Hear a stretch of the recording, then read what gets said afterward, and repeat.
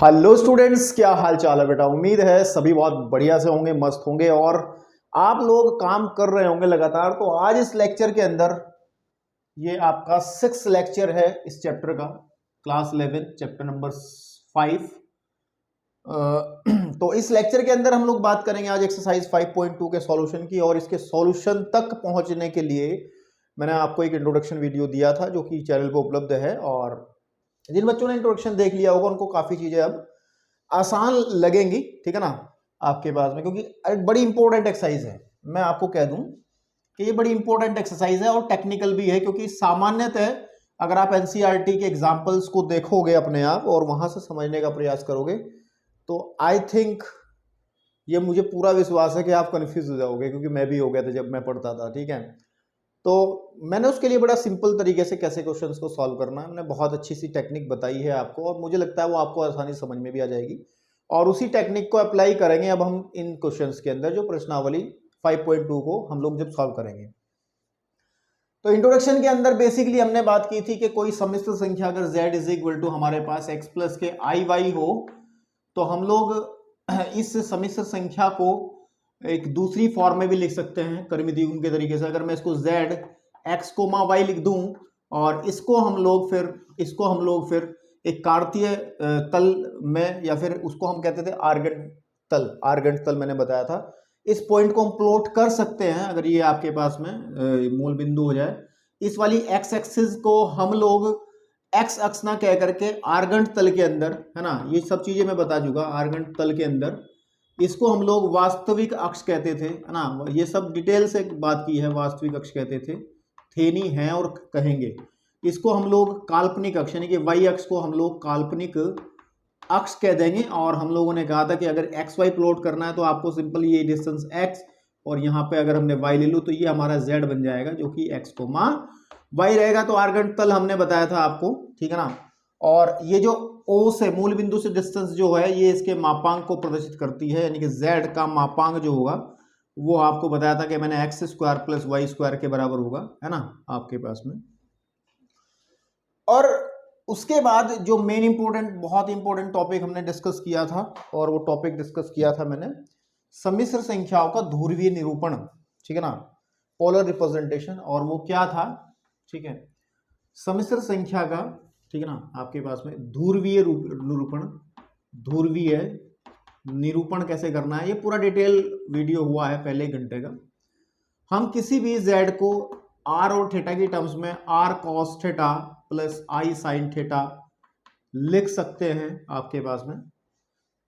अगर हमारे पास z is equal to x plus I Y कोई भी सम्मिश्र संख्या है तो ये तो सिंपल साधारण और मानक रूप हो गया, जिसको हम a प्लस आई बी वाली फॉर्म भी कहते हैं। लेकिन एक तरीका और है किसी भी सम्मिश्र संख्या को दिखाने का, और वो तरीका है r और थीटा की टर्म्स में। ये r क्या होता है, थीटा क्या होता है, हम दोबारा बता देते हैं, ठीक है ना। इस केस में जब हम इसको ध्रुवीय रूप की बात करते हैं, यहाँ पे इसको मूल बिंदु ना कह करके हम लोग पोल कहते हैं। क्या कहते हैं? पोल। मूल बिंदु है इस पोल से अगर किसी भी सम्मिश्र संख्या की डिस्टेंस अगर हम r कंसीडर कर लें और इसका x अक्ष से, वास्तविक अक्ष से जो एंगल है ना, वास्तविक अक्ष से जो एंगल है उसको हम थीटा कंसीडर कर लें, तो हम लोग इस z को r कोमा थीटा की टर्म्स में लिख सकते हैं। और यही रिप्रेजेंटेशन आपका ध्रुवीय निरूपण होता है। इसको कैसे लिखा जाता है, कैसे हम r निकालते हैं, यही कलाकारियां हमने ये सब बातें हमने इंट्रोडक्शन में कराई थी कि हम लोग इस z को लिखने के लिए हमें 2 चीजों की जरूरत पड़ती है बेसिकली, एक r की और एक थीटा की। r को निकालने का तरीका ऑलरेडी हम बता चुके हैं, यही r होता है, ठीक है ना, चेक कर लो, यही तो r होता है। अगर हम इसको दोबारा से, फिर इसको अगर मैं x कह लूं, इसको मैं y कह लूं, तो ये r जो होगा आपके पास में ये under root X square plus Y square के ही बराबर होगा। तो r तो बेसिकली इसी फॉर्मूले से निकल आएगा। लेकिन जो कहानी थी, जो जरूरी बात थी, जो आपको बुक्स के अंदर नहीं मिलेगी और वो जो केवल लेक्चर के अंदर ही मिलेगी, इंट्रोडक्शन के अंदर, आज भी मिलेगी जब मैं क्वेश्चन सॉल्व करूंगा। तो अगर इंट्रोडक्शन नहीं देगा तो चलो पहले ये लेक्चर दे लो, अगर शायद यहीं से समझ में आ जाए। तो इसको निकालने के मैंने 3 स्टेप में मैंने ये काम बताया था कि कैसे थीटा की वैल्यू निकालनी है, और इसको मैं यहाँ ना डिस्कस करूंगा, नहीं तो फिर दोबारा से इंट्रोडक्शन हो जाएगा। तो मैं क्वेश्चंस के से इसको बताने का प्रयास करूंगा। तो ये सब बातें मैं इंट्रोडक्शन में बता चुका हूं। तो आज हम लोग देखिए स्क्रीन पर लिखा है आपका क्वेश्चन नंबर 1 और 2, ये 2 क्वेश्चन है। इन संख्याओं के मापांक बताना है, ठीक है ना, और कोणांक बताना है। और ध्यान रहे कि मापांक इज व्हाट, क्या होता है मापांक? मापांक का मतलब है मोड जेड, ये आर ही मापांक होता है, ठीक है ना, आपके पास में आर ही आप मापांक कह सकते हैं। और जो थीटा है ये हमारा कोणांक होता है। क्या होता है? कोणांक होता है। और इसको हम मुख्य कोणांक भी कहते हैं, मुख्य कोणांक भी कहते हैं। अगर थीटा मुख्य कोणांक होता है अगर थीटा की वैल्यू पाई से तो कम हो, यानी 180 से कम हो या बराबर हो, और आप लोग माइनस पाई से बड़ी वैल्यू अगर इस रेंज में आती है, इस रेंज वाले थीटा को हम लोग मुख्य कोणांक कहते हैं। ज्यादा इसकी टेंशन लेने की जरूरत नहीं, क्योंकि आपकी किताबों में, आपके सिलेबस में यही है, इसी रेंज में हम लोग काम करते हैं। मुख्य आयाम मुख्य कोणांक ही कहते हैं। अगर सिंपली कहीं कोणांक भी लिखा है तो मेरे बेटे आप समझ जाना कि वो मुख्य कोणांक की ही बात कर रहा है, ठीक है ना। तो कोणांक कैसे निकालना, ये सब हम लोग अब इस क्वेश्चन के माध्यम से समझेंगे, ठीक है। तो चलिए, ये सब चीजें आपने नोट कर ली होंगी इंट्रोडक्शन के अंदर, तो कोई जरूरत नहीं इनको नोट करने की, ये मैं सब बता चुका हूं। तो चलिए फर्स्ट क्वेश्चन को उठाते हैं, नंबर 1 सवाल, और बात करते हैं कि हमें 2 चीजें निकालनी है, एक मापांक निकालना है, एक कोणांक निकालना है। तो अब आपको शायद चीजें और क्लियर समझ में आएगी जब मैं इसको करूंगा। तो फर्स्ट क्वेश्चन मैं उठा रहा हूं सबसे पहले, ठीक है नहीं। और फर्स्ट क्वेश्चन हमारे पास में है कि z इज इक्वल टू -1 और i√3। सबसे पहला काम तो एक काम करा करो इसकी ना, कि हम लोग z is equal to x plus I Y से तुलना करेंगे, ठीक है। इससे क्या करेंगे? तुलना, ताकि हम लोगों को x और y के मान, है ना, तुलना करने पर ऐसा मैं क्यों कर रहा हूं? ऐसा मैं इसलिए कर रहा हूं क्योंकि मेरे को अगर r भी निकालना है, z इज इक्वल टू अगर x प्लस आई वाई है और मेरे को r भी निकालना है, r means mod of z, इसका मतलब आपके पास में x square plus Y square चाहिए, है ना। तो आपके पास में तो मुझे x और y चाहिए, तो मैं तुलना करके यहां पर x और y निकाल लूंगा। तो x की जो वैल्यू है दैट इज 1 -1, और z की जो वैल्यू है, और नहीं y की जो वैल्यू है वो माइनस का √3 आ जाएगा। आप ये भी कह सकते हैं कि रियल पार्ट ऑफ x जो है, ठीक है ना, रियल पार्ट ऑफ z मतलब z का वास्तविक भाग आपके वहां -1 है, और z का काल्पनिक भाग वो माइनस का √3 है, ये भी आप कह सकते हैं, इसमें कोई प्रॉब्लम नहीं है। तो अब सबसे पहले आप निकालते हैं मापांक, है ना। मापांक जो होता है बेसिकली वो मोड ऑफ z होता है, और इसका फॉर्मूला होता है, ठीक है ना, x² और प्लस वाई स्क्वायर। तो अगर मैं इसको सॉल्व करने जाऊंगा तो मेरे पास आ जाएगा √-1 का whole square plus √3 with minus sine का होल स्क्वायर। तो z का मापांक जो बनेगा वो बनेगा √1 + 3, दैट इज z का जो मापांक बनेगा वो बनेगा √4, या z का जो मापांक बनेगा वो बनेगा 2। तो आपका पहला आंसर आ चुका है, z का मापांक आ गया 2। इसी को हम r कह देंगे। जब हम ध्रुवीय रूप में कन्वर्ट करेंगे तो इसी को हम लोग r अभी कंसिडर कर लेंगे, ठीक है। ये ध्रुवीय रूप की बात होगी, अभी ध्रुवीय रूप की बात नहीं हुई है, पोलर फॉर्म की। अब हम लोग बात करते हैं कोणांक की, ठीक है ना। अब हम लोग बात करते हैं कोणांक। कोणांक बड़ा इंपॉर्टेंट टॉपिक है। कोणांक अंग्रेजी में इसको हम आर्गुमेंट कहते हैं, ठीक है ना। और मुख्य कोणांक है तो इसको प्रिंसिपल आर्गुमेंट कह देंगे, ठीक है। तो आर्गुमेंट क्या है? बेसिकली इसको हम थीटा से रिप्रेजेंट करते हैं, और इसको निकालने के मैंने स्टेप बताए थे। सबसे पहले, ठीक है ना, सबसे पहले थीटा ज्ञात करने के लिए, ये ध्यान रखेंगे, ज्ञात करने के लिए ये कुछ स्टेप फॉलो करेंगे। Step number 1 is what? क्या है स्टेप नंबर 1? हम लोग एक अल्फा एंगल निकालते हैं, ठीक है। एक अल्फा एंगल निकालते हैं, alpha which is equal to tan inverse mod of y/x, ठीक है ना। फ्रेम में आ रहा नहीं आ रहा कैमरे में? हाँ आ रहा है, ठीक है आपके पास में, ठीक। तो एक मिनट, थोड़ा सा क्लियरिटी कम है यार,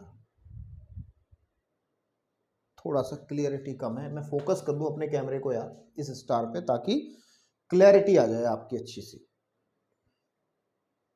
नहीं ठीक है, ऐसा ही रहेगा, ठीक है भाई। तो चलिए, थोड़ा बहुत टेक्निकल बातें भी होती रहती हैं बीच में भाई। देखो मेरा तो स्टूडेंट, मेरा कैमरा ही है ना, तो इसी से बातें करूंगा, और किससे करूंगा।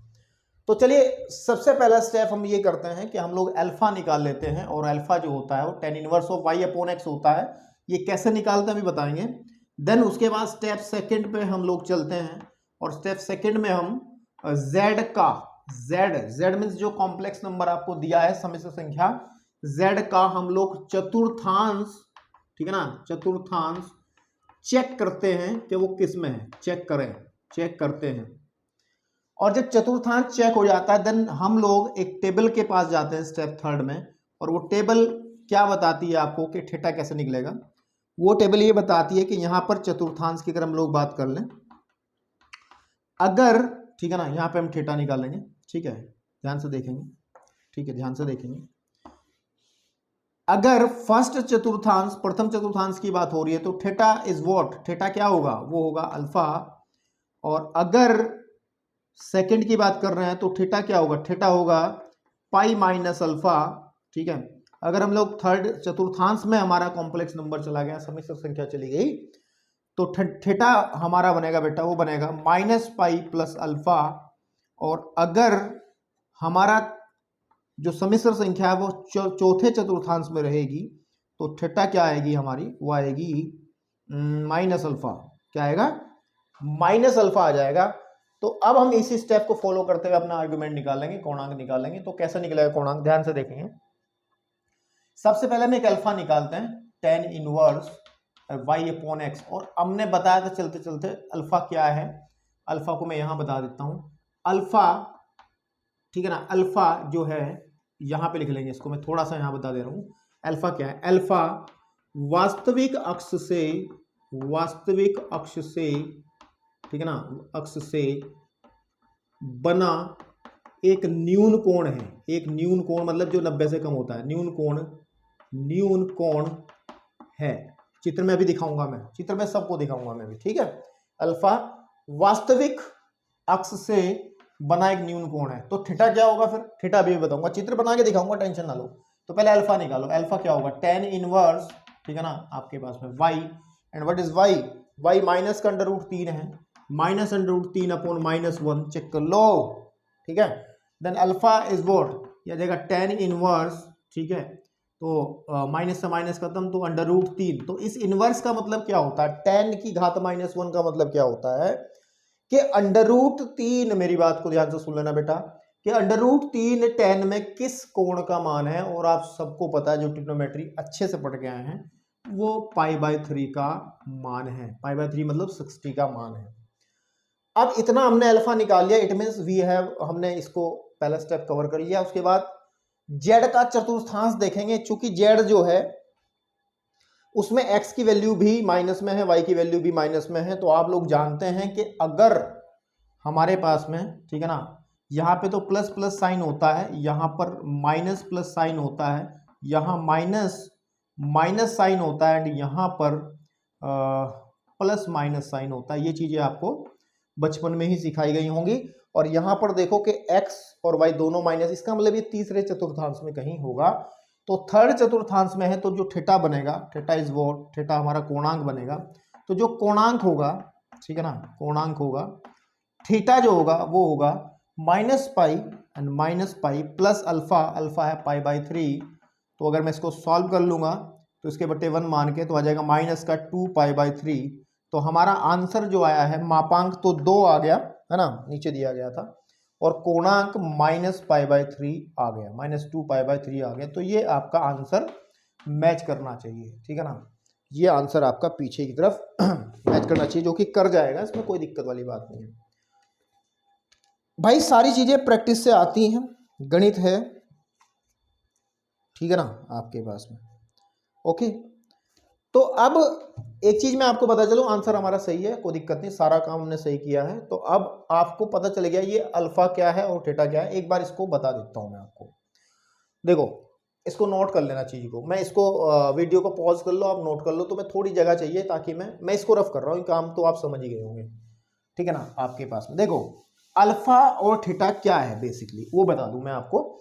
इंट्रोडक्शन वाली वीडियो के अंदर ये काम मैंने चलते चलते बताया, तो आज थोड़ा सा मन कर रहा है अच्छे से और बता दूं। देखो ध्यान से, अगर मेरे पास में प्रथम चतुर्थांश के अंदर कोई z है, यहां पर z है, ठीक है, मेरे पास हमने कहा कि अल्फा इज व्हाट, अल्फा क्या है, वास्तविक अक्ष हमारी जो एक्स अक्ष होती है वास्तविक अक्ष है ये वाली, ठीक है ना। आपके पास ये रियल एक्सिस है ना, और ये इमेजनरी एक्सिस है यानी काल्पनिक। तो ये आपके पास में ये जो लाइन है यानी कि आर वाली जो लाइन है, ये रेखा जो है या जो मापांक कह सकते हैं जिसको हम, ठीक है ना, ये रियल एक्सिस से जो एंगल बनाता है, और अगर वो न्यून कोण है तो वो अल्फा होगा, ठीक है ना। आपके पास में अल्फा होगा, हमने यही कहा है। तो फिर इस केस में कोणांक क्या होगा? कोणांक क्या होता है? कोणांक एक्स अक्ष से जो हमारे पास वास्तविक अक्ष है वो थीटा क्या होता है? थीटा इस एक्स अक्ष की धन पॉजिटिव डायरेक्शन से जो एंगल बनता है वही होता है। और तो इसका मतलब क्या हुआ कि प्रथम चतुर्थांश के अंदर तो यही एंगल थीटा हो जाएगा, ठीक है ना। आपके पास में यही एंगल थीटा हो जाएगा। लेकिन अगर हम लोग चले दूसरे चतुर्थांश के अंदर, इस वाले के अंदर, सपोज कर लो मैं दूसरा चित्र बनाता हूं, ठीक है ना, यहां पे बना लेता हूं, ठीक है। सपोज कर लो हमारा इस बार z जो है वो यहां पे है, ठीक है। तो z इसका मतलब ये हमारा r बनेगा। तो अब अल्फा क्या होगा? अल्फा वास्तविक अक्ष से बना न्यून कोण है। तो वास्तविक अक्ष तो ये है, देखो दो, ये जो है ये दो एंगल बना रही है, एक एंगल इधर बना रहा है, एक एंगल इधर बना रहा है। लेकिन इधर न्यून कोण कौन सा है? न्यून कोण ये वाला है। तो जो न्यून कोण होगा उसको अल्फा कह देंगे, ठीक है ना। और हमारे पास में ये वास्तविक अक्ष की धन दिशा से जो एंगल बनता है इससे, ये हमारा थीटा हो जाएगा, ठीक है ना। अब आपको पता है कि पूरा एंगल कितना होता है? पाई होता है, 180 होता है। तो थीटा कितना हो जाएगा जब इसमें से ये अल्फा घटा देंगे? तो पाई माइनस अल्फा, जो टेबल में हमने लिखा है, ठीक है ना। और अगर मैं इसको रफ कर रहा हूं, ठीक है ना, और अगर यही बात हमें दिख जाए तीसरे चतुर्थांश में, ठीक है ना, किसमें? तीसरे चतुर्थांश में। तो मेरे बेटे तीसरे चतुर्थांश में अगर हमारा z यहीं को कहीं को मिल जाए, फिर वास्तविक अक्ष से बनने वाला न्यून कोण कौन सा है? न्यून कोण है ये वाला। तो इसका मतलब अल्फा ये हो जाएगा, ठीक है ना। तो थीटा क्या होगा? आप कहोगे सर जी थीटा ये होना चाहिए, ए ऐसे जाकर के ये वाला पूरा, ये पूरा थीटा होना चाहिए। आपकी बात गलत नहीं है, आपकी बात बिल्कुल सही है, लेकिन हमने एक बात कही है कि जो कोणांक होता है बेसिकली उसको मुख्य कोणांक कहते हैं, उसकी रेंज जो होती है वो माइनस पाई से छोटी, मतलब पाई से छोटी या बराबर, और माइनस पाई से बड़ी होती है। मतलब 180 से छोटा होगा। 180 से छोटा का मतलब है भाई अगर मैं इसको लूंगा, ये एंगल ही पूरा नापूंगा, तो ये तो 180 से बड़ा हो जाएगा ना भाई, 180 से बड़ा हो जाएगा ना, खुद ही देख लो। यहां तक का तो 180 है, उसमें अल्फा और ऐड हो गया तो बड़ा हो गया। इसका मतलब हम लोग थीटा को ऐसा कंसिडर नहीं कर सकते। फिर हम थीटा को देखेंगे दूसरे तरीके से, हम इधर से देख लेंगे। किधर से देख लेंगे? इधर से यूं घुमा करके, तो ये हमारा थीटा बन जाएगा, ये वाला थीटा। लेकिन जब हम थीटा को इधर की तरफ कंसीडर करते हैं, इधर की तरफ नापते हैं, तो हमारा कोण माइनस में होता है, ठीक है। तो हमारा कोण माइनस में होता है, और ये थीटा होगा कितना? फिर हम लोग फिर जब इधर से बात कर रहे हैं तो यहाँ पे पाई ना आकर के क्या आता है? यहाँ पे माइनस पाई आता है। तो हम लोग माइनस पाई में से घटाएंगे एंगल अल्फा, लेकिन अल्फा भी हम लोग एंटी क्लॉकवाइज ही नहीं, सॉरी क्लॉकवाइज ही, घड़ी की सुइयों की दिशा में मेजर कर रहे हैं, तो अल्फा को भी हम माइनस लेंगे, तो यहाँ पे आ जाएगा माइनस अल्फा। तो थीटा जो निकलेगा is what? Theta is what? Theta क्या है? Minus minus plus alpha. तो चेक कर लो आपके पास में, हम लोग थीटा को ये कह रहे हैं, ठीक है। अगर फोर्थ में आ जाए, ठीक है, अगर फोर्थ में आ जाए, सपोज कर लो यहाँ पे हमारा z है, ठीक है ना, और ये हमारा r है। तो वास्तविक अक्ष से बनने वाला न्यून कोण तो यही है, तो यही अल्फा होगा, ठीक है। और कोणांक भी फिर, क्योंकि कोणांक ये तो हो नहीं सकता इतना घूम करके जाएंगे, ये तो पाई से ज्यादा हो जाएगा अकॉर्डिंग टू दीज कंडीशंस, है ना। तो बेटे फिर कौन सा होगा? फिर यही तो होगा थीटा भी। लेकिन हम लोग एंटी क्लॉकवाइज बात कर रहे हैं तो इसको हम माइनस में ले लेंगे, तो theta is equal to minus alpha ले लिया जाएगा, जो कि हमने टेबल में लिखा है। तो ये बातें मैंने पहले भी बताई थी, लेकिन मेरा मन कर रहा था कि यार चलो बता दें। चलो चेक हो गया ये। अब हम करते हैं इसका सेकंड क्वेश्चन, जो आपको लग रहा हो नोट करने लायक वो कर सकते हो। सेकंड क्वेश्चन को भी सेम प्रोसीजर से हम लोग लेके चलेंगे, ठीक है, ठीक है ना आपके पास में। चलो कोई बात नहीं, रफ कर दिया तो ठीक है। तो सेकंड क्वेश्चन क्या कह रहा है मेरे पास? सेकंड क्वेश्चन क्या कह रहा है कि z एक कॉम्प्लेक्स नंबर है, समिश्र संख्या है √3i। फिर मैं वही करूंगा कि हम लोग z is equal to x plus I Y से तुलना करेंगे। क्या करेंगे? तुलना, ठीक है ना, करने पर, ठीक है ना, करने पर हम लोगों को x जो मिलेगा -√3 मिलेगा एंड y इज वॉट 1, क्योंकि यहाँ i सॉरी, यहाँ i का भाई क्या है? i का भाई यहाँ 1 है ना, ठीक है ना, 1 है ना, क्योंकि 1 ही है गुणांक और यहाँ ये हो गया, ठीक है। तो अब अगर मैं निकालूं उसका मापांक, पहले हम लोगों को मापांक चाहिए, है ना, तो मापांक जब चाहिए हम लोगों को तो लिखेंगे √(x² and plus y² is equal to √3 of minus का स्क्वायर प्लस 1 का स्क्वायर। जब इसको सॉल्व करेंगे तो आ जाएगा 3 + 1 दैट इज √4, इट मीन्स 2। तो z का जो मापांक है वो 2 आ गया, ठीक है, वो क्या आ गया? 2 आ गया आपके पास में ठीक है। लेकिन हम लोग को क्या निकालना है अभी? हम लोग क्या निकालना है अभी? हम लोगों को ये सबसे बड़ी चीज है, मेन थीटा निकालना है। तो थीटा निकालने के लिए सबसे पहले आप अल्फा निकालो, ठीक है, नहीं, टू फाइंड, है ना, थीटा, टू फाइंड ऐसे लिख सकते हैं, टू फाइंड थीटा, या फिर हिंदी में लिख सकते हैं थीटा ज्ञात करने के लिए, थीटा ज्ञात करने के लिए क्या करना पड़ेगा, ठीक है ना, क्या करना पड़ेगा? एक अल्फा निकाल लेते हैं which is equal to tan inverse √y/x, ठीक है, और alpha is equal to tan inverse आपके पास में, tan इनवर्स आपके पास में y क्या है? 1/, ठीक है ना, 1/- √3, और ये क्या करता है? ये जो मोड है ये प्लस कर देता है, तो tan इनवर्स आपके पास में 1/√3। अब tan के अंदर 1/√3 किसकी वैल्यू होती है? सबको पता है 30 की होती है, उसे π/6 लिख लेते हैं।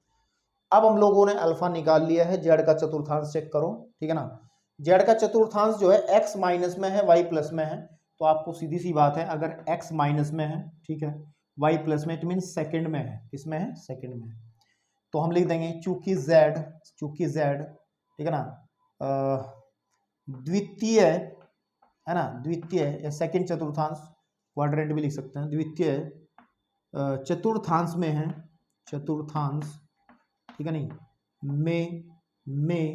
में स्थित है, तो थीटा जो बनेगा द्वितीय के लिए हम लोग यूज करते हैं π-α, इसका मतलब थीटा इज इक्वल टू π-π/6, या थीटा इज इक्वल टू 6π-π/6, और theta is equal to is what 5π/6। तो ये आपका कोणांक आ जाएगा, ठीक है ना। अच्छा, डायग्राम में अगर दिखाएं इसको, कहाँ है ये? तो ये इसको ऐसे दिखा सकते हैं हम, देखो, ये कहीं ना कहीं आपके पास में ये कोई समिश्र संख्या z है, और तो बेटा ये एंगल जो अल्फा निकला था अभी हमला ये निकला था हमारा अल्फा इज इक्वल टू π/6, और तो इधर वाला कितना बनेगा? थीटा इज इक्वल टू वो बन जाएगा 5π/6, ऐसे दिखा सकते हैं, ठीक है। नहीं, अगर बहुत ही अच्छा डायग्राम बनाना चाहते हैं तो ऐसा बना दें इसका, ताकि टीचर भी शर्मा जाए कॉपी देख के, है ना। सेकंड में है ना, तो ये आ जाएगा, यहाँ सपोज कर लो z है, और तो z का जो मापांक हमने निकाला है अभी भी, z का जो मापांक निकाला दैट इज 2, एंड ये वाला एंगल अल्फा π/6 है, और ये वाला थीटा, और ये आ जाएगा 5π/6, ठीक है। और ये भी लिख देना, ये वास्तविक अक्ष है, this is real axis and this is imaginary axis, and it is, ये हमारे पास में मूल बिंदु है, ठीक है, आर गणितल की बात। तो अब हमने जो काम करना था पहले क्वेश्चन दूसरे क्वेश्चन में कर लिया है। अब हम बढ़ते हैं नेक्स्ट क्वेश्चंस की तरफ और उसमें देखते हैं करना क्या है, ठीक है। चलिए, अब बेटा आपकी स्क्रीन पे जो क्वेश्चन है ये अंतिम क्वेश्चन है इस एक्सरसाइज के, और हो गया बस काम इस एक्सरसाइज का। हम लोगों को करना क्या है? अब ये क्वेश्चन आप कर भी सकते हो कि हमें ज्यादा कुछ नहीं करना, ठीक है ना। अब हमें करना है कि जो क्वेश्चन दिए हैं उनको ध्रुवीय रूप में रूपांतरित करना है, और ध्रुवीय रूप का मतलब क्या है कि कोई भी z हम लोग r cos theta plus i sin theta की फॉर्म में अगर लिख देते हैं, इस रूप में लिख देते हैं, तो वो हमारा ये हमारा ध्रुवीय रूप हो जाता है ना, ये हमारा ध्रुवीय रूप हो जाता है। तो इस केस में हमें दो चीजें चाहिए, एक तो r चाहिए, है ना, r is what √(x² + y², जो कि हमने लिखा है। एक हमें चाहिए r, जो r यहां से निकल आएगा, और थीटा चाहिए, और थीटा के लिए स्टेप्स हमने ये लिखे हैं पूरे, ठीक है ना। तो काम वही करना जो फर्स्ट क्वेश्चन सेकंड क्वेश्चन में करा था, है ना। उसके बाद सीधा ये लाइन लिखनी है, बाकी और कुछ नहीं है, ठीक है। इसमें एक दो क्वेश्चन है जिसमें दम है, जैसे 6 और 8। 6 और 8 में एक नई बात देखने को मिलेगी जो अब तक देखी नहीं है, तो बने रहें, ठीक है। तो हम लोग सबसे पहले मैं क्वेश्चंस को सॉल्व कर रहा हूं, क्वेश्चन नंबर 3 की बात कर रहा हूं, ठीक है, 3 की। तो 3 को यहां से शुरू कर रहा हूं मैं। 3 हमारे पास है 1 माइनस के आई, इसको पहले z कह लो मेरे भाई, 1 माइनस के आई, और यहां पे लिख लो कि हम लोग क्या करते हैं, x is equal to x plus I Y से तुरंत तुलना करते हैं। क्या करते हैं? तुलना, ठीक है ना। तुलना करने पर, तो तुलना जब करेंगे तो x इज वॉट, x क्या आ जाएगा 1 and y is equal to जाएगा -1। तो z का जो मापांक होता है वही तो r होता है। r क्या होता है? z का जो मापांक होता है वही r होता है। सम्मिश्र संख्या का मापांक ही r होता है। तो मेरे भाई ये आ जाएगा under root of x square and plus Y square, that is under root of 1 का स्क्वायर एंड प्लस -1 का स्क्वायर। तो r जो हो जाएगा वो आ जाएगा अंडर रूट 2, चाहे आप चेक कर लें, से साइड में रख दें, ठीक है। हमने r निकाल लिया है इस छोटे से खौफचे में। अब मेरे को निकालना है थीटा, है ना। तो यहाँ पे फिर वही करेंगे, थीटा ज्ञात, ठीक है नहीं, करने के लिए हम लोग क्या करते हैं, पहले स्टेप नंबर 1, तो लेट्स फाइंड अल्फा, और जो होता है tan inverse y upon x। तो अल्फा क्या होगा, tan इनवर्स आपके पास में y क्या है -1 एंड अपॉन 1, ठीक है। तो यह आ जाएगा अल्फा tan इनवर्स, देखो मोड क्या करेगा, माइनस को खत्म कर देगा तो केवल 1 आ जाएगा। और ध्यान रखें अल्फा 1 जो है 10 में किसकी वैल्यू होती है, 45 की होती है। 45 को रेडियन में लिखेंगे π/4। अब हम उसके बाद चलते हैं z आपके पास में, चूंकि z हमारा z जो है वो कौन से चतुर्थांश में है, देखो x प्लस में y माइनस में, इसका मतलब द्वितीय में होगा, नहीं x प्लस में और y माइनस में, ठीक है ना। तो x तो प्लस में, ठीक है, और y माइनस में, इसका मतलब कहाँ लाई करेगा, यहां पे होगा। z हमारा इसमें होगा, है ना। और ये हमारा r हो गया जो हमने निकाला अंडर रूट ऑफ 2, चेक कर लो, ये निकाला अभी। तो अब मुझे z, चूंकि z चतुर्थ किसमें है, चतुर्थ, ठीक है ना, ये कह सकते हैं कि फोर्थ क्वाड्रेंट में है, फोर्थ क्वाड्रेंट में है, क्वाड्रेंट में है। तो इसका मतलब जो थीटा बनेगा, थीटा इज व्हाट, नीचे चले जाओ, थीटा जो बनेगा वो माइनस अल्फा होगा, और theta is equal to minus का π/4 होगा, है ना, π/4 होगा। तो ये हमारा अल्फा जो है वही थीटा बन जाएगा, और वो हमारा माइनस का π/4 होगा, माइनस का π/4 होगा, ठीक है मेरे भाई। और ये कॉम्प्लेक्स नंबर कौन सा था, अभी इसको लिखने का तरीका हम बताएंगे अभी, ठीक है ना। तो अतः z का जो ध्रुवीय रूप होगा उसको कैसे लिखेंगे, ऐसे लिखेंगे कि z is equal to r is what, under root 2, है ना, अंडर रूट 2 एंड cos, ठीक है ना, r cos -π/4 and plus i sin -π/4, ठीक है आपके पास में। ये आपका इसका आंसर बन गया है। लेकिन अगर इसको आर्गन तल में दिखाएं तो हमने दिखाया था किसी इस तरीके की, इसको दिखाने का तरीका है कि r, थीटा की टर्म्स में, थीटा की टर्म्स में। तो इसके कोऑर्डिनेट बनेंगे, r क्या है under root of 2 and theta क्या है -π/4। तो ये हमारा z इस तरीके से दिखाई देगा, ठीक है। जहां पर हमारे पास में ये जो है वास्तविक अक्ष है, और ये हमारी, ठीक है ना, ये हमारी काल्पनिक अक्ष है। कौन सी है, काल्पनिक अक्ष है ना। और ये हमारा ध्रुव है, क्या है, ध्रुव, या फिर इंग्लिश में इसको पोल कहते हैं, मूल बिंदु नहीं कहेंगे फिर हम इसको, ओके। तो जरा फटाफट इसको नोट करो, हमारा पहला क्वेश्चन सॉल्व हो चुका है, ठीक है, ओके। अब बढ़ते हैं क्वेश्चन नंबर 2 की तरफ, ठीक है ना, क्वेश्चन नंबर 2 की तरफ। और सेकंड क्वेश्चन में क्या है, ठीक है, आपके पास मैं रफ कर रहा हूं पूरा का पूरा, ठीक है, दोबारा से करेंगे, चित्र को रफ नहीं कर रहे हैं, है ना, या कर दो रफ, इसमें क्या है, कर दो रफ, ठीक है, ठीक है, बाद में करूंगा, चलो। तो फोर्थ क्वेश्चन जो है, फोर्थ क्वेश्चन स्टार्ट यहां से कर लेते हैं। तो z इज इक्वल टू है -1 प्लस आई। आप समझ ही गए होंगे कि जब z is equal to x plus I y लिखेंगे तो उसकी कंपेयर करके हम x की वैल्यू -1 और y की वैल्यू 1 लिख लेंगे। तो यहाँ से जो मापांक आएगा यानी कि जो r बनेगा, r इज वॉट, वो आएगा x square plus Y square, है ना।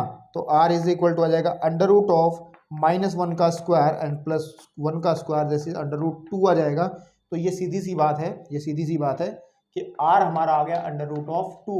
नाउ अब थीटा के लिए हम लोग बात करेंगे। थीटा के लिए हम लोग अल्फा निकालेंगे जो कि tan inverse and y upon x mod of y upon x होता है। तो अल्फा इज इक्वल टू आ जाएगा tan इनवर्स, ठीक है ना, आपके पास y इज व्हाट 1 अपॉन -1। तो alpha is equal to tan inverse, क्योंकि ये माइनस का कोई औकात नहीं जो कुछ कर ले यहाँ पे, क्योंकि ये मोड लगाया, मोड पॉजिटिव कर देगा तो 1 आ जाएगा। और 1 tan के अंदर किस कोण का मान होता है, π/4 का ही मान होता है। अब हम लोग चतुर्थांश चेक करेंगे, चूंकि z जो है, ठीक है ना, z जो है वो किसमें है, वो किसमें है, किसमें, x माइनस में, ठीक है, और y प्लस में। तो मुझे लग रहा मैंने ये क्वेश्चन जो है, मुझे लग रहा मैंने 4th क्वेश्चन पहले कर दिया है ना। ये भी क्वेश्चन मैंने पहले कर दिया, क्योंकि ये क्वेश्चन जो है मैं अभी कर चुका हूँ, दोबारा रिपीट कर दिया मैंने क्वेश्चन। मुझे ये करना चाहिए था 3rd, मतलब 4th हो गया भाई, है ना। तो ये क्वेश्चन ध्यान रखें, 4th पहले कर दिया मैंने, तो ये 3rd है। ये कौन सा है, 3rd है। ये बड़ी ब्लंडर मिस्टेक करी। तो यहाँ पे ये प्लस है और यहाँ पे ये माइनस है, तो कोई दिक्कत नहीं है। तो बेटा यहाँ पे आ जाएगा 1 प्लस का, ये आ जाएगा माइनस का 1, आई का भाई -1 हो जाएगा ना, ठीक है ना। तो यहाँ पे फिर आपका ये 1 आ जाएगा सिंपल, और ये आ जाएगा -1 का होल स्क्वायर, तब भी इतना ही आएगा, तब भी √2 ही आएगा। और काम यहाँ पे चेंज हो जाएगा, क्योंकि वैल्यू y की माइनस में है तो माइनस ऊपर आ जाएगा, तब भी सेम रहेगा। तो हमारे पास π/4 ही आएगा, ठीक है, π/4 ही आएगा। तो अभी आंसर जरा चेक करें, जो अभी निकाला था हमने, -π/4 निकाला था ना। क्या मिस्टेक कर दी हमने,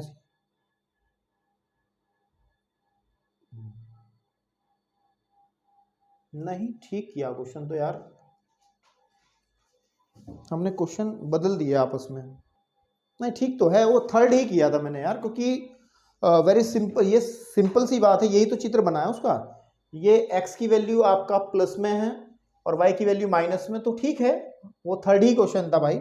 हम लोग इतना परेशान कहाँ हो गए, दिमाग खराब कर लिया। ये प्लस ही रहेगा यहाँ, बाकी ये माइनस में, फिर ये प्लस में, और वो ठीक जा रहा था, सब कुछ ठीक जा रहा था। तो ये √2 ही आएगा। तो यहाँ पे भी ठीक जा रहा था, ये आपके पास में माइनस नीचे आ जाएगा, तो π/4 तो आएगा ही आएगा। लेकिन अब हमारा चतुर्थांश चेंज हो जाएगा। अब वो 4th में ना होकर के हम लोग देख पा रहे हैं कि x की वैल्यू माइनस में है और y की वैल्यू प्लस में है। तो माइनस प्लस तो ये वाला होता है, द्वितीय में होगा, इसका मतलब यहीं को कहीं ना कहीं होगा, ठीक है। तो हम लोग अल्फा हमने भी निकाल लिया, अल्फा निकाल लिया ये π/4 है ना, अल्फा निकाल लिया ये π/4, ठीक है ना। तो थीटा तो ये बनेगा ना फिर, है ना, थीटा बनेगा आपके पास में। तो हम लिख देंगे सेकंड में है, तो जो थीटा आएगा वो आएगा पाई माइनस अल्फा, यानी कि theta is equal to pi minus π/4, यानी कि थीटा इज इक्वल टू 3π/4। तो इधर से जो थीटा वैल्यू मिलेगी, इसको नीचे उस वाले क्वेश्चन का हटाओ, इस क्वेश्चन को क्यों उसमें टेंशन ले रहे हो, ठीक है ना। तो ये जो चित्र बनाने की जरूरत नहीं है वैसे, तो मैं आपको समझाने के लिए। तो आ जाएगा 3π/4, तो यानी कि जो z है वो लिखा जा सकता है √2 आया ना, ये भी, ये r जो है वो कितना आया √2, तो लिखेंगे √2 कॉमन, क्योंकि r थीटा लिखा जाता है और थीटा की वैल्यू है 3π/4, है ना। तो ये हो गया। तो z का ध्रुवीय रूप क्या बनेगा, z का ध्रुवीय रूप, है ना, ध्रुवीय रूप क्या बनेगा, वो बनेगा z is equal to √2 and cos of 3π/4, ठीक है, 3π/4 प्लस आई साइन 3π/4, है ना आपके पास में, दैट इज योर आंसर। तो आप थोड़ा देख लेना कहाँ मैं कंफ्यूज हो गया था इस क्वेश्चन में, लेकिन कंफ्यूज होने वाली कोई बात नहीं थी। चलिए बढ़ते हैं क्वेश्चन नंबर 5 की तरफ। क्वेश्चन नंबर 5 की तरफ आप लोग वीडियो को पॉज करके नोट कर लें, ठीक है। तो 5 क्या कह रहा है, 5 भी ऐसा ही है, क्या कहेगा अलग से, जब हमने बात ही ऐसी बता दी कि कोई क्वेश्चन टिक ही नहीं रहा हमारे सामने, ठीक है ना, तो फिर बात ही कौन सी है। तो क्वेश्चन नंबर 5 इज व्हाट, क्या कह रहा है, z इज इक्वल टू है -1 एंड -i तो सीधी सी बात है, अगर मैं इसकी compare z is equal to x plus I Y से तुलना करूंगा तो यहाँ से है ना, तो x की वैल्यू जो है वो -1 एंड y की वैल्यू भी -1 आ जाएगी, ठीक है आपके पास में। तो यहाँ से अगर मैं यहाँ से r निकालूंगा तो वो आ जाएगा √(-1) का स्क्वायर एंड -1 का स्क्वायर, दैट इज r की वैल्यू √2 ही आ जाएगी, जैसे चेक कर लो, है ना। हर एक क्वेश्चन में √2 ही आ रही है, लेकिन जरूरी नहीं है, कुछ और भी आ सकती है, जैसे नीचे के क्वेश्चन में आएगी। अब लोग थीटा निकालेंगे, थीटा के लिए बात कर लेंगे। थीटा के लिए हम लोग अल्फा जब निकालते हैं तो tan इनवर्स आ जाएगा, which is -mod of -y/-x upon y। तो अल्फा क्या आ जाएगा, वो आ जाएगा tan इनवर्स, ठीक है आपके पास में। y क्या है, -1 अपॉन -1, तो ये आ जाएगा अल्फा की वैल्यू tan इनवर्स बेसिकली 1 आ जाएगी, है ना। और आपको पता है tan में 1 किसका मान होता है, π/4 का होता है, ठीक है। तो अब ध्यान दो कि कौन से चतुर्थांश में है, ये कौन से चतुर्थांश में है मेरे भाई, ये मुझे लग रहा है कि दोनों माइनस में है, तो यहाँ पे आएगा कहीं ना कहीं, ठीक है, यहाँ पे आएगा ये, क्योंकि माइनस माइनस है ना, चेक कर लो ना, x भी माइनस वाई भी माइनस, थर्ड में आएगा। तो अल्फा क्या बनेगा हमारा, ये बनेगा -π/4, है ना आपके पास, क्योंकि हम लोग अब इधर से काउंट कर रहे हैं इसलिए माइनस लिख रहे हैं, तो इधर की तरफ आएंगे, ये हमारा अल्फा बनेगा। तो हमें थीटा यहाँ निकालना पड़ेगा कुछ, तो ये फोर्थ में है, नहीं थर्ड में है, तो क्या आएगा, तो तब हम लोग क्या करेंगे, तब थीटा जो बनेगा, ठीक है ना, थीटा जो बनेगा वो बन जाएगा -π एंड +π/4, तो थीटा इज इक्वल टू बनेगा -3π/4, है ना, -3π/4। तब z का जो ध्रुवीय रूप बनेगा, z का ध्रुवीय रूप जो होगा z इज इक्वल टू बनेगा √2, है ना, यही तो होता है r cos theta plus i sin theta, तो √2 एंड cos, ठीक है ना, cos of -3π/4 and plus i sine of -3π/4, तो ये आपका आंसर आ जाएगा, ठीक है ना। दिखाना चाहो तो ये हमारे पास कैसे बनेगा फिर z, r एंड √2 जो हमारा ये है वो है -3π/4, तो ये हमारा z इसमें बन जाएगा, ठीक है ना, ओके। तो भाई अब बढ़ते हैं क्वेश्चन नंबर 6 की तरफ। 6 में कुछ बात है जिसमें दम है, 6 को थोड़ा ध्यान से देखना, आप वीडियो को पॉज करके नोट कर लो, ठीक है आपके पास। तो 6 के अंदर क्या है, 6 के अंदर बहुत सी एक ऐसी बात है जो अब तक हमने नहीं करी है, अब हम फंस जाएंगे, ठीक है ना, अब हम फंस जाएंगे, जो वीडियो देख करके 2-4 क्वेश्चन देख के चले गए ना, उन वो फंस जाएंगे अभी। तो 6 के अंदर हमारे पास है z is equal to only -3, लेकिन इसे लिखेंगे हम 0 × i, तो फिर हम जब z इज इक्वल टू इसकी हम लोग z is equal to x plus I Y से जब हम तुलना करने पर तो x इज वॉट, x आ जाएगा -3 and y is equal to आ जाएगा 0। तो अगर मैं r निकालूंगा दैट इज इक्वल टू -3 का स्क्वायर एंड प्लस 0 का स्क्वायर, यह आ जाएगा आपके पास में √9 प्लस का 9 और 3 आ जाएगा। तो कहने की बात ये है मेरे भाई, तो r जो आ गया वो 3 आ गया, r तो हमने निकाल लिया 3 आ गया। लेकिन अब देखो थीटा के लिए, थीटा मतलब कोणांक के लिए, है ना, थीटा के लिए हम क्या बात करते हैं, थीटा के लिए हम क्या करते हैं, थीटा के लिए हमें करना क्या है बेटा, तो अल्फा निकाल लेते हैं, अल्फा आ जाएगा tan इनवर्स ऑफ, ठीक है ना, tan inverse of y/x and y is what 0, alpha is equal to tan inverse 0/-3, तो यानी कि अल्फा की वैल्यू आ गई tan इनवर्स 0। अब अल्फा कितना आ जाएगा, 10 में 0 किसकी वैल्यू होती है, पाई की वैल्यू होती है, किसकी होती है, पाई की, 180, tan 180 का मान, tan पाई का मान 0 होता है, इसका मतलब पाई 10 को उधर लेके जाएंगे तो tan इनवर्स 0 का मान पाई होगा, ठीक है। अब स्टेप पे चलते हैं, हमने कहा था एक तो बात यही गलत हो गई, अल्फा क्या होता है, अल्फा न्यून कोण होता है, और ये तो भाई एक alpha is equal to 180 degree आगे, तो रेखीय कोण आगे, न्यून कोण तो है नहीं, इसका मतलब बात तो यही गड़बड़ होगी हमारी जो हमने पहले बताई थी। कोई बात नहीं, कुछ बात गड़बड़ नहीं, कभी देखते रहना। अब अगर हम देखें, चूंकि है ना, अब z का हम लोग चतुर्थांश देखें, z क्या है बेसिकली हमारे पास, वो है -3, देखो डायग्राम से देखते हैं z कहाँ है, z है कहाँ उसको देखते हैं, ठीक है। आपके पास में x is equal to -3, x is equal to -3 का मतलब 1 2 एंड 3 वो यहाँ आ जाएगा, ठीक है, -3 and y is equal to 0। इसका मतलब यार ये तो यहीं पे हो गया, -3, 0 तो ये होगा यहाँ। इसका मतलब तो ये टेबल ही फेल हो गई, इसका मतलब ये टेबल ही फेल हो गई। क्यों फेल हो गई? क्योंकि ये किसी भी चतुर्थांश में नहीं है, ना तो पहले में दूसरे तो बाउंड्री पे पड़ा, ये तो वास्तविक अक्ष पे है। और अगर ऐसा कभी केस बन जाए, ठीक है ना, तो हम लिखेंगे यहां पे चूंकि z वास्तविक अक्ष पर है, किस पर है? वास्तविक अक्ष पर है, पर अक्ष पर स्थित है, फिर क्या बनेगा? थीटा स्थित है, फिर थीटा क्या बनेगा? फिर थीटा, ध्यान रखेंगे, थीटा जो हमारा अल्फा है वही थीटा बन जाएगा। अगर अक्ष पे आ जाएगी तो हम लोग जो हमारा अल्फा निकलेगा उसी को हम लोग थीटा बोल देंगे, यानी कि थीटा की वैल्यू हम लोग पाई ही ले लेंगे। अतः जो ध्रुवीय रूप बनेगा, अतः z इज इक्वल टू हमारे पास में ध्रुवीय रूप बनेगा 3 cos pi plus i sin पाई, और ये हो गया मेरे भाई आंसर। तो मतलब अगर कोई सम्मिश्र संख्या यहाँ पे हो, यहाँ पे हो, यहाँ पे हो, देन आपको जो अल्फा निकलेगा उसी की वैल्यू को आप थीटा मान लोगे, कुछ और सोचने की जरूरत नहीं पड़ेगी आपको, ठीक है ना। तो मुझे लगता है ये पॉइंट आपको समझ में आ गया होगा, ठीक है, ओके। अब इसी तरीके से हम लोग चलते हैं क्वेश्चन नंबर 7 की तरफ। और क्वेश्चन नंबर 7 क्या कह रहा है, ठीक है ना, क्वेश्चन नंबर 7 वीडियो को पॉज करके नोट कर लें भाई। क्वेश्चन नंबर 7 क्या कह रहा है, ठीक है, आपके पास में। तो यहां से 7th की बात करते हैं। 7th क्या कह रहा है कि z इज इक्वल टू, मेरे पास ये वाला 7th ना, √3 एंड प्लस i। तो यहां से डायरेक्ट लिख लूँ, x की वैल्यू √3 आ गई एंड y की वैल्यू आ गई 1, ठीक है ना। आप जानते ही हो, इतनी तो बात समझ में आ गई। तो r क्या आ जाएगा? वो आ जाएगा √3 का होल स्क्वायर प्लस 1 का स्क्वायर। तो r इज इक्वल टू आ जाएगा √4, यानी कि आ जाएगा 2। तो हमारे पास r की वैल्यू आ जाएगी 2।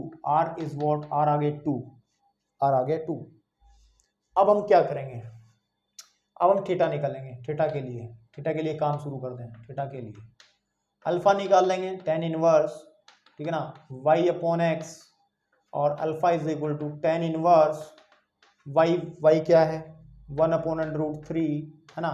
Alpha is equal to tan inverse, mod हटाएगा तो ये 1/√3। 1/√3 किसकी वैल्यू होती है tan के अंदर? वो होती है π/6 की, 30 की, यानी कि 30 डिग्री की होती है, तो π/6 कह सकते हैं। तो अब चूंकि हमारे पास में z प्रथम चतुर्थांश में है, प्रथम चतुर्थांश में है, क्यों है? क्योंकि x की वैल्यू भी प्लस में है, y की वैल्यू भी प्लस में है। और आप जानते हैं मेरे भाई, x की वैल्यू प्लस में, y की वैल्यू प्लस में, तो यही हो सकती हैं आपके पास में। तो इसका मतलब थीटा जो बनेगा वो अल्फा के ही बराबर बनेगा according to this table. And theta is equal to π/6। तो z का ध्रुवीय रूप जो बनेगा, वो बनेगा z is equal to 2 into cos π/6 and plus i sin π/6, answer, ठीक है ना, आंसर। अब एक क्वेश्चन और बचता है, 8वां सवाल। और 8वां सवाल हम मैं पूरे को रफ कर रहा हूं, 8वां करा दे रहा हूं, ठीक है। 8वें में हमें याद कर लिया मैंने, आई है केवल, कितना है? आई। तो 8वें सवाल की बात करते हैं। 8वां सवाल जो भाई है वो छठे के तरीके से है, ठीक है ना, जैसे छठे में दिक्कत आई थी। तो 8वें सवाल को हम लिखते हैं, ये आई है खाली, तो उसको हम z मान लें, या z में को लिख लो 0 plus i, z is equal to लिख लो 0 प्लस आई। तो यहाँ से x की वैल्यू 0 बन जाएगी और y की वैल्यू 1 बन जाएगी। तो जो r बनेगा वो बनेगा √x² प्लस y स्क्वायर। तो r इज इक्वल टू हो जाएगा √0 का स्क्वायर प्लस 1 का square, r is equal to 1 आ जाएगा, इससे कोई दिक्कत नहीं है। अब हम निकालेंगे थीटा। थीटा के लिए काम करेंगे हम। थीटा के लिए थीटा इज इक्वल टू आ जाएगा tan inverse of mod of y upon x, है ना। And theta is equal to tan inverse y क्या है? 1/0, है ना, 1/0। और थीटा इज क्या आ जाएगा हमारे पास में? अब बताओ मुझे 1/0 का मतलब, तो आपके पास में अपरिभाषित नॉन डिफाइंड आ गया इनफाइनाइट, ठीक है ना। और आपको पता है अगर ऐसा केस बनता है तो थीटा की जो वैल्यू बनेगी वो बनेगी पाई बाई 2, क्योंकि tan पाई बाई 2 अगर टेबल में देखोगे पिछले चैप्टर में जाके तो वो अनंत होता है। अनंत का मतलब 1/0 ऐसा होता है ना। इसका मतलब अगर मैं पाई बाई 2 की बात करूं तो tan इनफाइनाइट की वैल्यू जो है वो इतनी बनती है, तो इसको यूज किया है मैंने, ठीक है। अब अगर देखा जाए हम लोग ध्यान से देखें तो ये z होगा कहाँ, z x is equal to 0 and y is equal to 1, मतलब यहाँ पे स्थित होगा कहीं ना कहीं। तो ये किस पे आ गई, तो एक्सिस पे आ गया ना। z वास्तविक यानी किस पे है, ये इमेजिनरी एक्सिस पे है। z काल्पनिक अक्ष पर स्थित है, काल्पनिक अक्ष पर है।